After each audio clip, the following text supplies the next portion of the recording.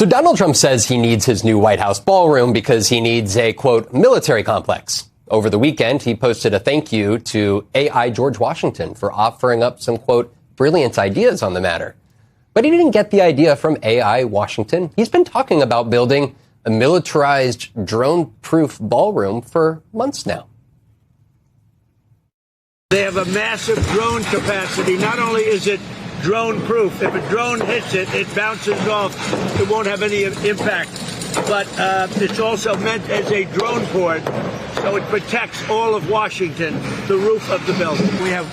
It's all sealed, and all of this that you see is totally sealed, and we use it as a drone port. We can have unlimited drones up there, and drones are what's happening right now. Now, Trump's fixation on drone attacks may seem a little outlandish at first. The White House is pretty well fortified, its campus. But it just published some new reporting on the greater D.C. region and some of the country's vulnerabilities to the newest kind of warfare. And what myself and MS Now colleagues learned really took us aback, because several former U.S. officials, they tell us that the U.S. is, quote, not ready to stop a drone attack on our home soil. This is part of the reason why the president is likely keeps coming back to it. Despite air defense systems established in Washington, D.C. after the 2001 terror attacks, which the Pentagon insists it's continuing to acquire, former officials who spoke with us are ringing alarm bells about the slow pace of modernization that is yet to effectively keep up with advanced drone threats and other unmanned aerial systems. Retired General Glenn Van Herk, who oversaw the nation's aerial defense systems from 2020 to 2024, went on the record with us and warned, quote, we need more of a sense of urgency to move faster to defend our critical infrastructure. As the military grapples with that issue domestically, overseas, Donald Trump is showing the U.S. to be an unreliable military partner, announcing on social media that he decided to scale back our joint military exercises with South Korea, at least in part because that ally refused to help Trump with his war against Iran. Priya Sridhar is MS Now's Pentagon correspondent. She joins me now. Priya, I just want to start with South Korea, because we're talking about these joint exercises that you were actually a part of yourself 3 years ago. Yeah. Just to make sure folks understand, you were in the Navy for 10 years. You just exited upon taking this job earlier this year. What do those exercises look like, and what is the significance of scaling them back? Yeah, so Vaughn, these exercises have occurred every year for decades. South Korea has been such an important strategic ally for us, especially in that part of the world.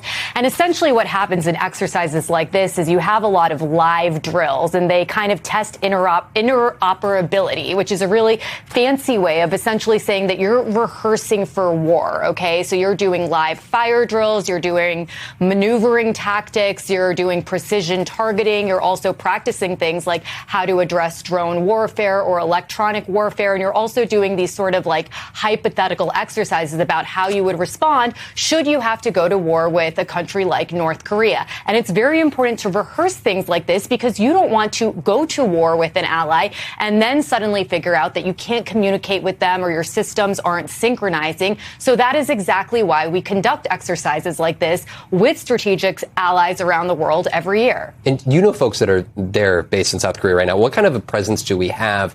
And is this an issue that goes beyond South Korea? What kind of impact does rolling back these exercises have even broader beyond the country? Yeah, absolutely. So we have a giant American military base in South Korea called Camp Humphreys, where there's about 28,000 American service members who are stationed there. But for an exercise like this, you actually have thousands of American troops coming in from around the world. So I had several friends who got orders to go and support this exercise, and they were astonished to see this Truth Social message over the weekend, and they were extremely confused. Am I supposed to show up to work? Are we getting on a plane, going back home? But in many ways, they also weren't completely surprised, because we saw President Trump do something very similar with our NATO allies, right? Where he's saying that he's not going to support them economically because they didn't want to participate in this war in Iran. And yes, of course, the reason that it's so important to have alliances, which I think sometimes President Trump doesn't understand, is we're not just helping South Korea defend themselves against North Korea. We use these strategic bases around the world for things like resupplying our own assets or for a place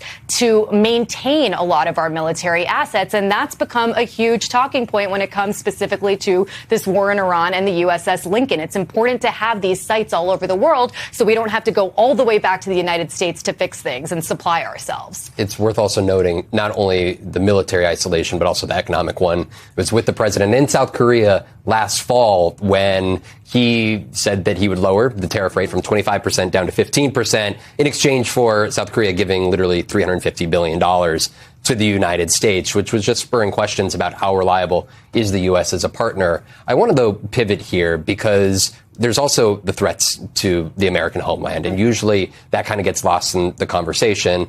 And yet, in our new reporting, when we're talking about the threats here, we're talking about potential swarms of drones, right? These are cheap drones that can attach explosive payloads. There were 8 men indicted just this summer over threats and an alleged plot to attack the UFC fight at the White House grounds.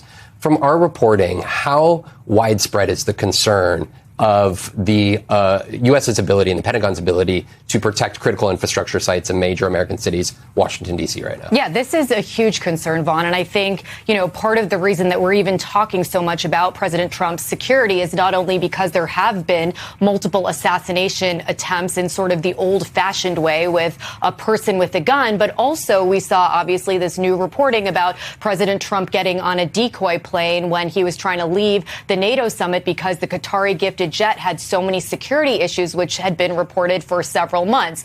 And so the reason that we're talking about this is because President Trump has said repeatedly that Iran has a bounty on his head. And so how would a foreign actor like Iran attempt to cause harm to the United States, not just to the president himself, but potentially to other, critical infrastructure sites around the country? That could potentially be through drone warfare. And I think we've seen this technology rapidly modernize and change, and we haven't seen our defense infrastructure sort of ramp up at the same pace. And so I think that's something the Pentagon is actively working on. You got a great interview with General Van Herk, who said that this is something that we're essentially not prepared for. And I think that should be extremely concerning to people when we're talking about the president's security.